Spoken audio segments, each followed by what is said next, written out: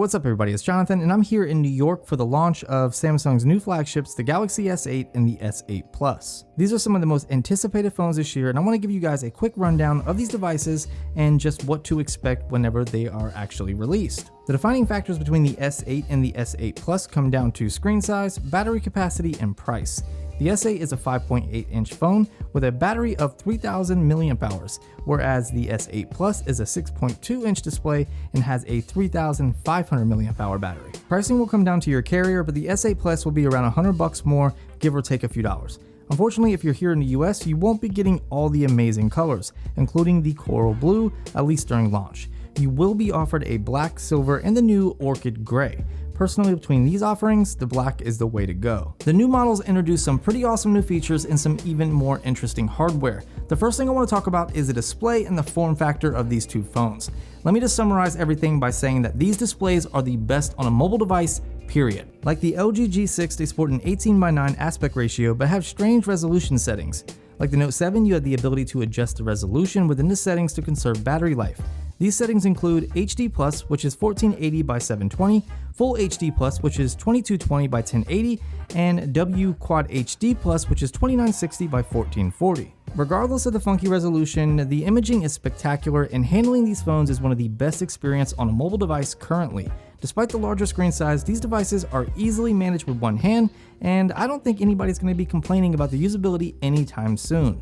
To go along with the new design changes for the display, you also have a redesign in the button department. There are no more hard keys. Instead, the S8 and the S8 Plus have software keys that can be rearranged within the settings.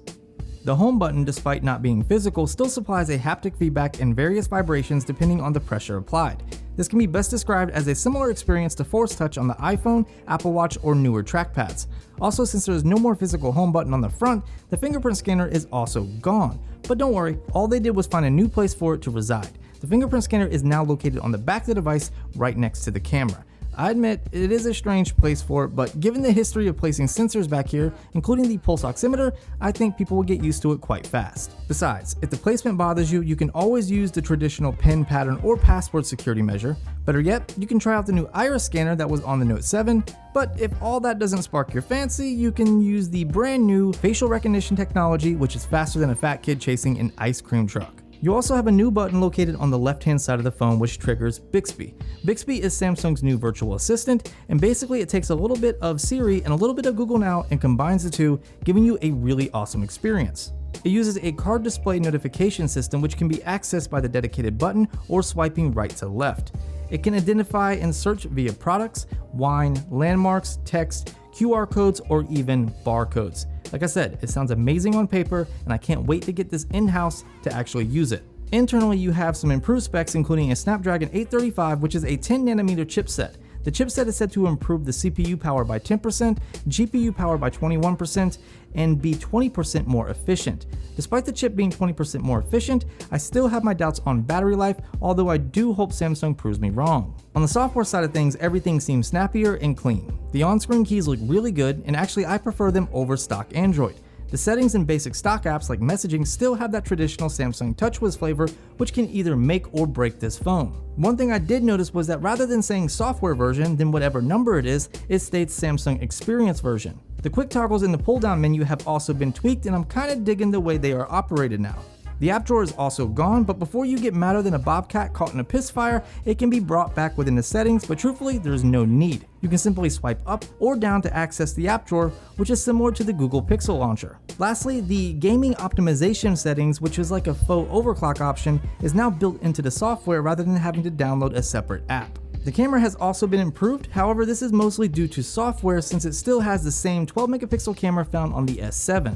What they have done is bump up the front-facing camera from 5 to 8 megapixels, added facial recognition technology in the front-facing camera, and improved the image processing on both the front and rear cameras. Basically, Samsung has took the camera technology that is found in the Google Pixel and made it 2 times better. The S8 and the S8 Plus will take 3 photos every time you hit the shutter button, and combine them to give you the best dynamic range and the least amount of noise. This process happens so quick that there's literally no lag or delay when taking a picture. I'll definitely need to get this in-house to do more testing, but during my 60 seconds of fame, I fired off a few pics and they looked amazing. Another upgrade to the new models is the improved DAC, which you'll get the most out of when you use the included AKG professional tuned earbuds. The S8 and the S8 Plus also support Gigabit, LTE, and Wi-Fi, making them blazing fast and future-proof for Band 16. The IP68 rating is still there, which is dope, plus the SIM card tray now supports dual SIMs when traveling, or you can use one of those SIM card slots for a micro SD card, which is expandable up to 256 gigabytes. All in all, the S8 and the S8 Plus are looking to be the best Android phones of the year. I know it's still early, but I don't feel it can get any better than this. Of course, all this will come down to TouchWiz. It's either going to break this phone or make this phone when it explodes on the scene in April. Personally, I'm gonna go for the S8 Plus in black, but what do you guys think? What are you guys gonna go for if you're getting this phone? Let me know in the comment section, as well as what you wanna see in terms of coverage. If you guys liked the video, show it by hitting that thumbs up button. If you're new here, stick around by subscribing. Make sure to enable those notifications so you can see when a new video drops, and make sure to hit me up on social for behind the scenes and a direct line of communication.